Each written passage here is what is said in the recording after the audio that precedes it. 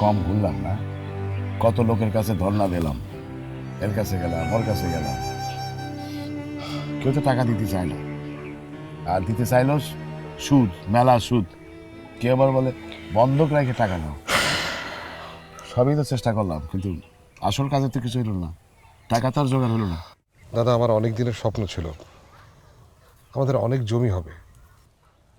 হ্যাঁ, সেই স্বপ্ন তো বাবারও ছিল, কিন্তু তেনার নসিব খারাপ, তার স্বপ্ন পূরণ হলো না।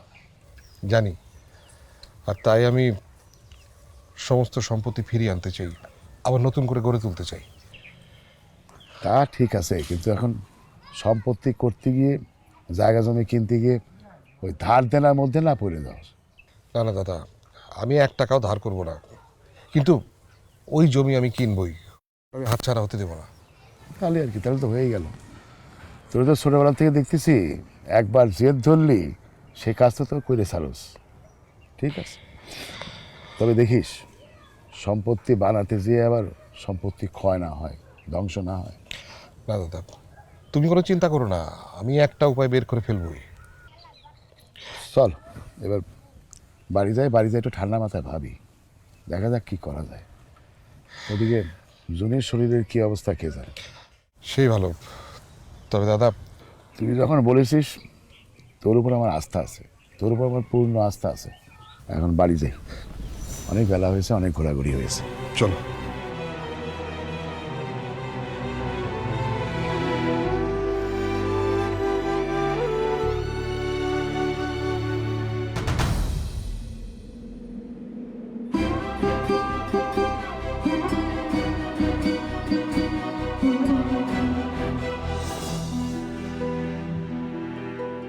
ভাবি গো, আমার একটু কাজ তোমারে করে দিতে হবে গো, কিন্তু কাউরে জানাতে পারবে লাই। কি কাজ? এত গোপনীয়তা কিসের? কামাল ভাইয়ের ঠিকানাটা জোগাড় করে দিতে পারো? ঠিকানা? কামাল ভাই মানে?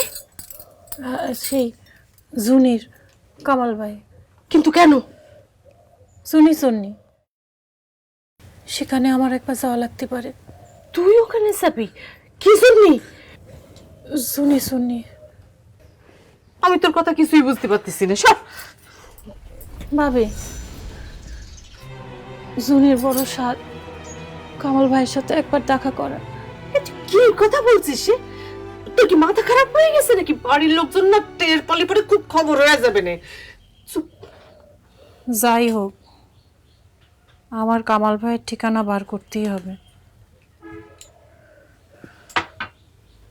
সুনি তো বেশি দিন বাঁচবে নাই ভাবি। সুনি শেষবারের মতো একবার দেখা করতে চায়। তুই চুপ কর।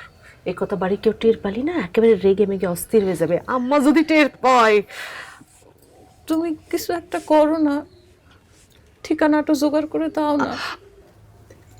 উপায় একখান আছে।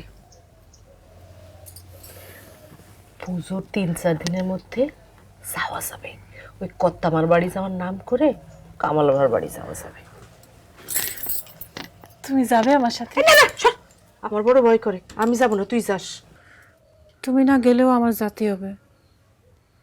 কামাল ভাইয়ের কাছ থেকে আমার জানতে হবে জুনির সাথে তিনি এমন কেন করলেন। বুঝি, জামাইবাবু ফিরেছে, তোমার ডাকে। সে কি? আমারে কেন?